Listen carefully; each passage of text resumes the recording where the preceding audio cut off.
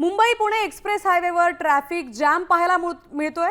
वाहतूक कोंडीमुळे आता प्रवासी चांगले त्रस्त झालेत। मुंबई पुणे द्रुतगतीची वाहतूक कोंडी फोडण्यासाठी टप्प्याटप्प्याने ब्लॉक घेतले जात आहेत आणि पुण्याकडे येणारी वाहतूक रोखून मुंबईकडे वाहतूक सोडली जाते। मुंबई पुण्यादरम्यान आता चांगलीच वाहतूक कोंडी पाहायला मिळते। पण ही दृश्य पाहू शकतोय, वाहनांच्या अक्षरशः रांगा लागलेल्या दिसतात।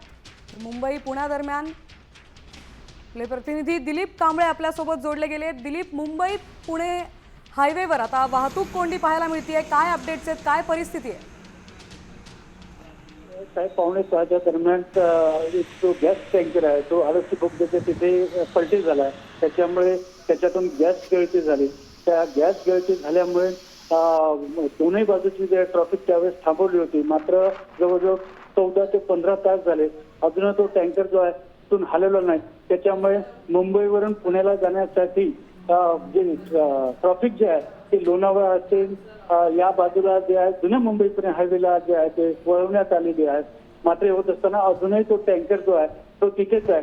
तिथे जे त्याचे जे तज्ञ लोक आहेत त्याची सगळे जो लोक आहेत ते वाट बघत आहेत जेणेकरून तिथले सर्व गॅस जे आहे ते काढल्यानंतरच हे जे वाहतूक जे आहे ते मोकळी करण्यात येणार आहे। मात्र दर 15-20 मिनिटानंतर जे महामार्ग पोलीस आहेत जे आहेत ते ट्रॅफिक जे आहे सगळे लोणावळ्यावरून जुन्या मुंबई पुणे हायवेने वळवण्यात आले। नक्कीच दिलीप, धन्यवाद आपण दिलेल्या सविस्तर माहितीबद्दल। त्यामुळे आता मुंबई पुणे दरम्यान हा टँकर उलटून गॅस गळती झाल्याने वाहतूक कोंडी पाहायला मिळते।